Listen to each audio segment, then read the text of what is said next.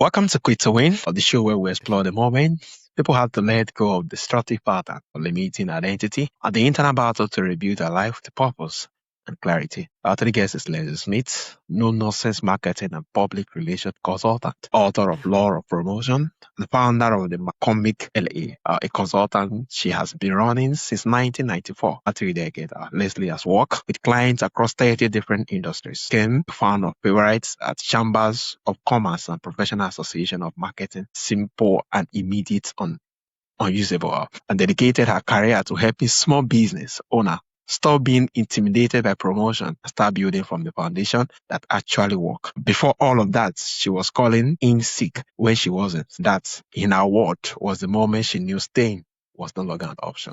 Pleasure and honor to have you on the show, Leslie.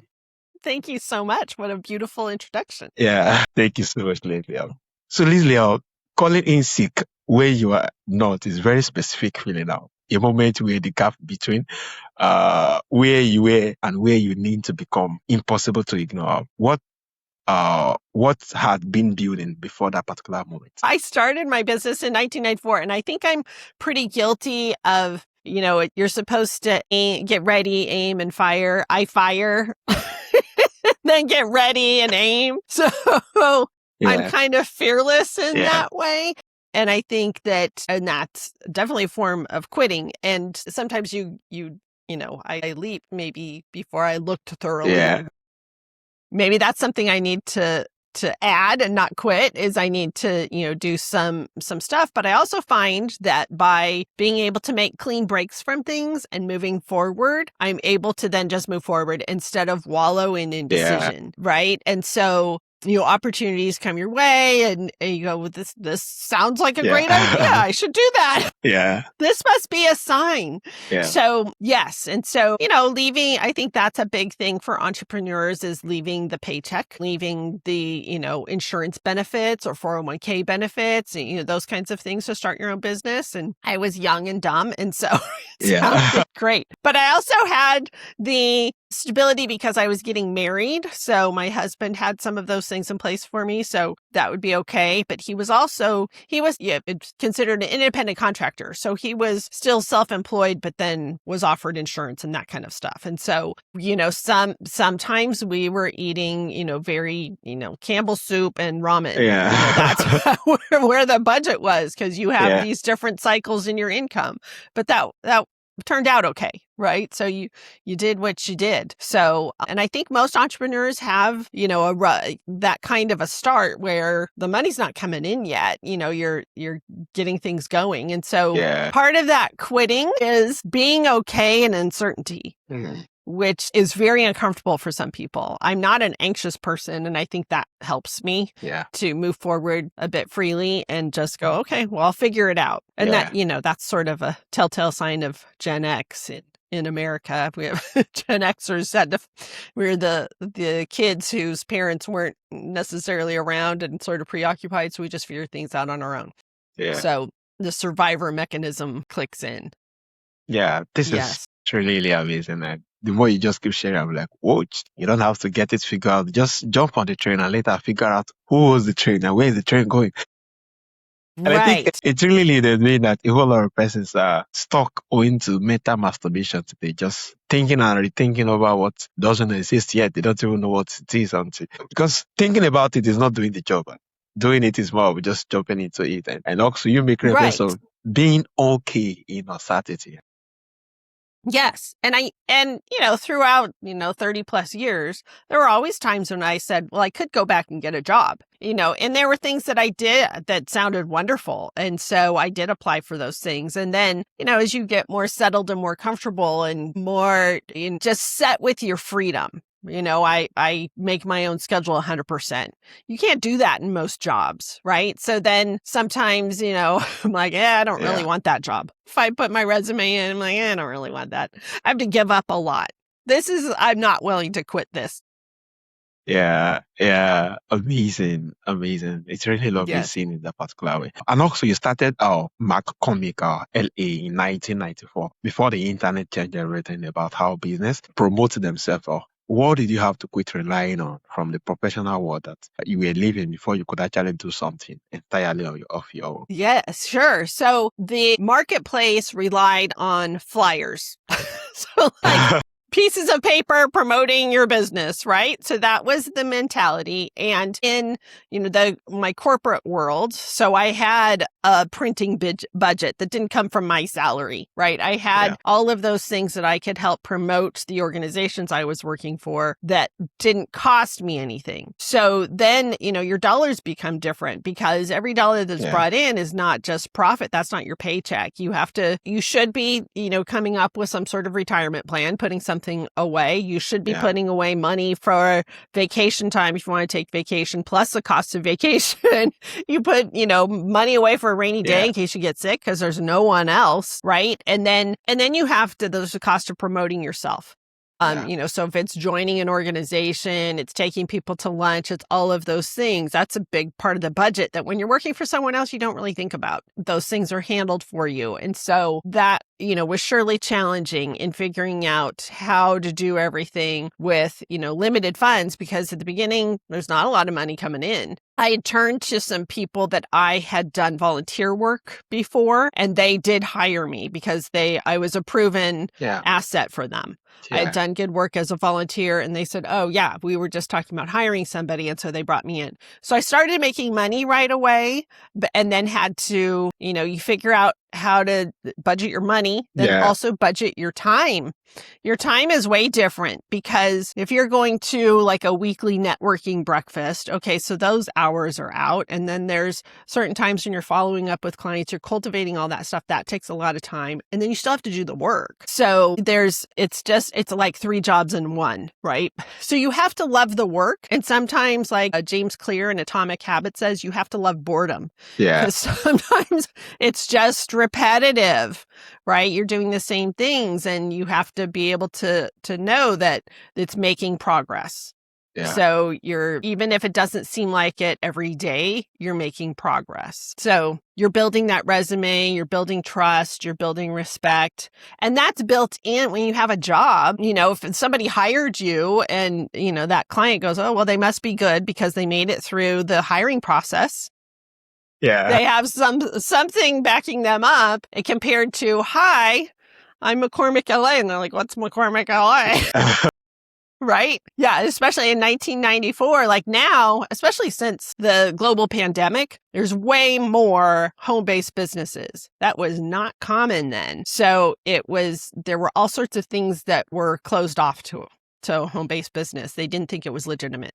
So then you're also overcoming that hurdle that you didn't have to do in corporate America. They just, okay, you're who you say you are. This is your address on, a corporate boulevard. So we're going to trust you. It's that built-in trust that you have to develop and establish. So it's really amazing. And the fact that having to live from being employed to your own and having to deal with the boredom and having to love the boring stuff, you just have to keep showing up every day and having to manage your resources and everything, a whole lot of things to get to learn towards sustaining entrepreneurship. And it's really, really amazing. And also, your entire practice is built on simplicity, no nonsense definition, foundation principle, and a 50-page marketing book in a world of 400 people. What do you have to quit admiring about complexity before you could commit fully towards clarity as your competitive advantage? That's a great question. Because especially back then, it was new to have like an independent marketing person or advertising public relations. That was new on the scene. When I joined my local chamber of commerce, there was one other person who did what I did. And then there were big firms. And so feeling like I had to lean into the expectation of a big firm. And a big firm's going to use a lot of acronyms. They're going to, talk over the heads of some people just because they're so immersed in what they're doing, and they don't feel like they need to educate people. They just feel like they need to take their money and do the work, right? So they need to deliver it, but they don't feel like the client isn't as involved. when I'm working with a small business, it's hard for them to part with a few $100s, right? Yeah. Let alone 1,000 or 5,000 or 10,000, whatever. So, and I know how hard it is that, and another solopreneur has to work to have that extra money to promote themselves. So they're going to be very involved, right? And so taking it, realizing I'm not helping anyone by using the marketing jargon or the public relations jargon of the big firms. I need to put it into terms that everybody understands. And so they see the value in it and they understand. So when they can't afford me, they can do some of the stuff themselves. Yeah. And then realize I don't have that other job.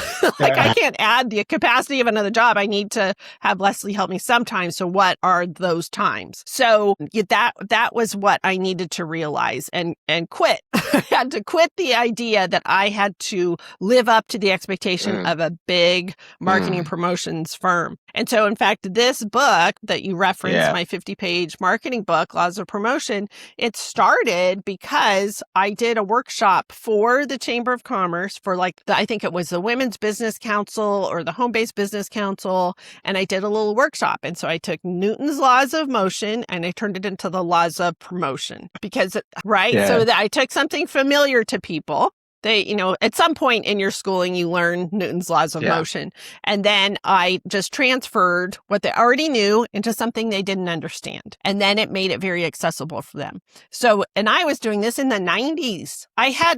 Do you know what an overhead projector is? Yes, I do. Okay. So I had all of this stuff on those clear sheets that I'd put on an overhead projector and it would go on the wall and you had to turn the lights down or people couldn't see. Remember? Good old days. And then I would have a printed handout that people could fill in the blanks and I'd have them work in small groups and talk about their product, their price, their place, promotion. And so in 2020, when the global pandemic, I'm like, I'm going to turn that into a book. So that was an opportunity that finally I had some time. I wasn't going to feel guilty for doing this because I had no business. I was doing crafts and refinishing furniture. So I took the time to create the book. And people relate to it and people understand it and they don't feel stupid, right? And that was a recent workshop. Somebody goes, Leslie, thank you so much for explaining this in simple terms and not making us feel stupid. Because I was teaching a group of people who are doing the marketing for 15 different nonprofits in the local area. And so they're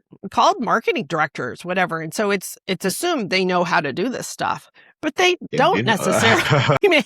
They might have gotten promoted from being the box office manager. Yeah. Well, selling tickets to their performing arts events is different than writing a press release and creating a marketing plan that everybody can take part in or creating a volunteer committee of, professionals to help promote the organization. So teaching them that without them feeling intimidated, overwhelmed, that's really what I've leaned into. And it's proved to be helpful. Yeah. Somebody who wants a super, I'm not going to do the advertising or PR probably for a car company, right? And that's fine. There are organizations for that specialize in auto. So I don't need to do that, right? I like to work with the local and the Main Street merchants, the local nonprofits that, I can make a bigger impact with that group. Yeah, amazing. Thank you so much for sharing. Yeah, quit living up to the expectation of what they actually wanted to be towards solving the real problem, that complexity. Yeah, it was really amazing. And also, you have worked across 30 different industries over 3 decades. What is the marketing principle that proved true, whether it's bakery, law firm, or non-profits? Yes. So thank you for asking. So the basic building blocks are always the same. So when I've worked with 30 different industries, so nonprofits, restaurants, I worked in aerospace, which was a huge global company, and I was a subcontractor with a different consultant, and I was doing their local community relations. And so it was very similar to what I would do for a restaurant, right? So it's hyper local, helping them establish and encourage kids to go into science, technology, engineering, and math, right? So that was one of my favorite jobs. And I would get their, media relations for what they were doing. And, aerospace, real estate, so many different things that I've done. Departments of transportation, solar companies, just all sorts of things. And it's always the same principles, which starts with those 4 Ps of the marketing mix. And you can Google this, and some models of this have like 14 Ps. Well, that's not simple, is it? I can't name 14 Ps. So, but the 4 Ps starts with the product. Like, what are we promoting here? What is it that we're all about? And I mean, we worked for an insurance agency one time. What the product is self-assurance. People feel secure knowing that their home and auto and boat or whatever is insured and they don't have to worry about it. So it's not so much about the car insurance and the auto. The product was a self-assurance, right? So being very clear about what that product is. Then looking at where you're offering that place. So where are you offering that? Is that where your customers come? And whether that's brick and mortar, on the boulevard or tucked away, or, where is it that your market goes to? Is it online? And if it's online, how easy is it to be found? Then your price. Are you pricing it at a point where your audience can pay for it?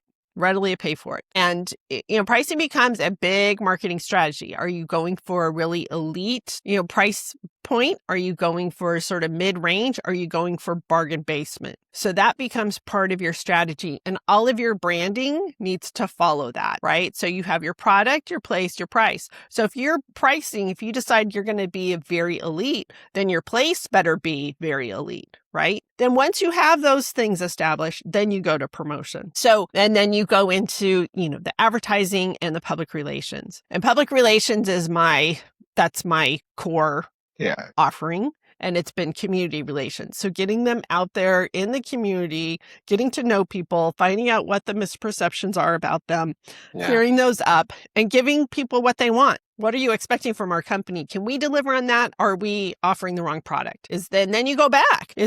What product can we offer? If we're a dairy and we're doing mostly, milk products that, come from animals, and what people want now are nut milks, can we offer that as a product? And then what do we do? Where do we offer that? What's the price point? And does that spin off as another company, or does that fit under this brand? And how do we make that work, right? So all of those things, if you just keep your eye on those 4 things and really product, price, and place before you get to promotion, you're golden. So a lot of times I would come in, people would hire me just for the community relations. And so we would decide some things, and I would just sort of strategize, like and just sort of ask a lot of questions and figure out, okay, what are we selling here, right? So like for that aerospace industry, they weren't selling GPS systems for missiles to high school students.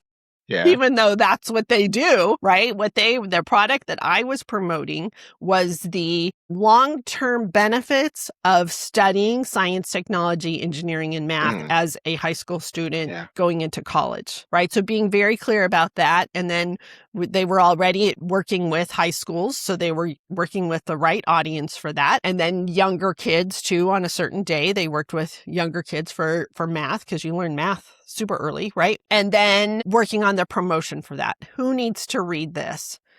And so those kids, like, that's looking at your audience, those kids may be drawn to that, but it's going to be the parents who drive it.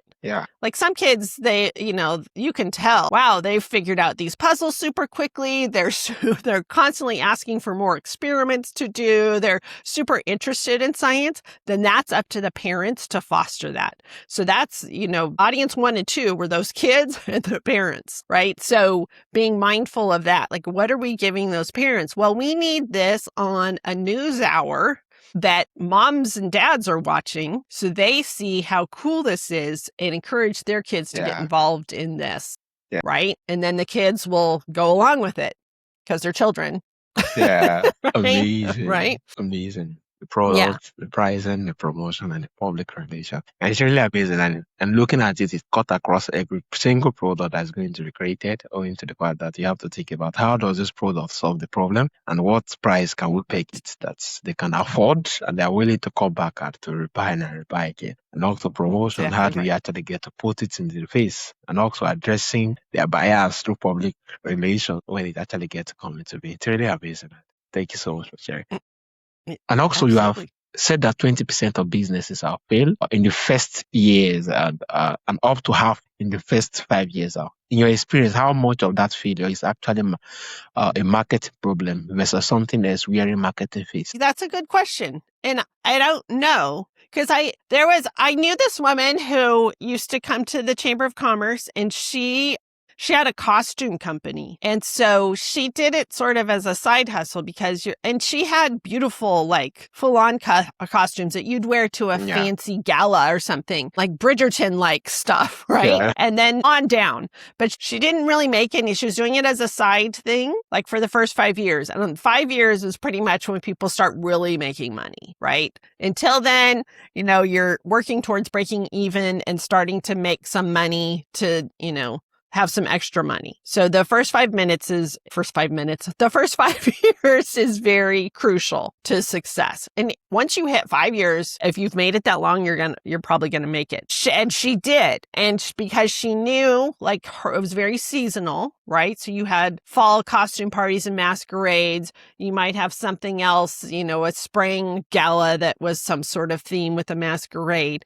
But then she started working with theater companies because a lot of her stuff that, sometimes, an arts group doesn't have a lot of money either. And so if they could just rent costumes from her and then she could develop more costumes meeting their likings, right? And then they don't have to own them either. Yeah. Right. So then they come back if something, the seam ripped or this or that, then she would do those repairs and they may rent it again for whatever thing. But I don't think she made it past COVID, right? Because all of that stuff was gone. So, and I don't know if she came back up. I haven't seen her in a long time, but you have to be savvy. And there were a lot of businesses that came out of COVID. Like there was a couple of them that were here in America. Everybody drank a lot during COVID. And so, yeah. Which led to a baby boom. Imagine that. But there were a couple businesses that would deliver alcohol to you in like kits. So they might have, the alcohol that were needed to make a certain cocktail with, pretty garnishes and maybe some pretty glasses or whatever, and they deliver them. I don't know if that stayed relevant, right? But a lot of people made some incredible pivots during COVID. And then after COVID, that's another good time to revisit your 4 Ps. Your product, price, place, promotion, because things were different, right? Attitudes changed, things rebounded, and you might have done a pivot, and does the pivot still work? So how much has to do with the market? And that's it, things become passé, right? They become something that we don't need anymore. And so the market changes. And there's lots of case studies where companies didn't change with the audience's preference. So Kodak, do you know Kodak photography? Okay, so Kodak knew about digital photography, but they didn't want to lean into that. And I had a Kodak camera that it was a digital camera that it was one of the first generations. And then you put it on this stand and you pressed a button and it would print out the picture. And you bought the little film or the, photo paper that fed through this little machine, and it had a little printer in it and it printed out. It was bulky and awkward or whatever, and that was still before the smartphone. And they didn't want to lean into that. They thought, nope, people will still create photos. They'll still, want Kodak paper, and we're still the premium photography development company. Well, they didn't survive, right? So there's lots of case studies like that where they didn't lean in towards what the audience wanted, whether their egos just got in the way, right? No, this is what we created and this is what they need, and we're going to convince them of that. Well, we have way more photos on our phones than we ever get developed, right? Right? It just doesn't happen anymore. Yeah. So the market shifts. So you have to pay attention to that. And then sometimes, we have this restaurant here in America called Cracker Barrel. This was very interesting last year. Like, people are somewhat nostalgic about things, and it was a very old-timey country feel, like, old-time wood chairs and tables, whatever. And they had a new CEO, and they probably hired her because they wanted to rebrand and, wanted change. So she did. She rebranded it. She got rid of this wood. She brought in a lot of white, like Formica. It was too much in one fell swoop. And she changed the logo a little bit. No, oh my gosh, the public outcry. They rebelled. They went, no, you took away our Cracker Barrel. And I don't think we have any in California, but they're across the country. So anytime we travel, we go through. It's like they have certain things that always come, the dishes are like a crockery, kind of old timey colonial stuff. And they always have like this cinnamon apple thing on the side of your plate. And they have a gift shop. And I think people just relied on that. And boy, they just recently fired her. I'm like, well, they probably brought her in to make changes. And then she did. And when the public said no way, they blamed her. Yeah. Yeah. But you would think you need to update, and right? But nah. You got to check with your audience. What do they want? So key being that, as much as you want to renovate, focus on the product and see. And keep looking around every now, especially with AI coming into being. Things are changing every single now and then. You have to just keep your fingers crossed. Know you when to quit, know you when to retain, know you when to pivot, and know you when to add some extra layer to actually more like keep being in the market for the longest time. It's really a whole lot. Yeah.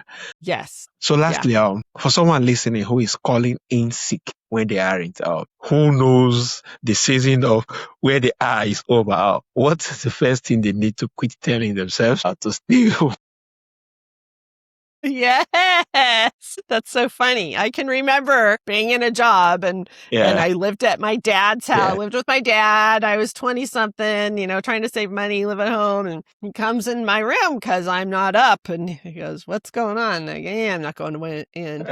Why not? I go, I don't feel like it. He goes, that's bad. And that was, if you are not excited about going in and you don't even care whether, I think I still had sick time, but you didn't even care if you were going to lose money for not going in. It's time to find something new, and whatever that is. So, and do that wisely. If you are relying on a paycheck, then don't quit till you have that job, right? Because those gaps, if you're not ready to, be working on your own, and if you have a gap, sometimes that gap keeps growing, and pretty soon you're in, deep problems with financially and self-esteem. Your self-esteem takes a toll when you're not working. Yeah. Right. So yes, but absolutely. If you find that the environment is not, and for me, there was no upward growth at that organization. There were a couple jobs ahead of me, and I didn't like the people who I would have been working with on that level. Yeah.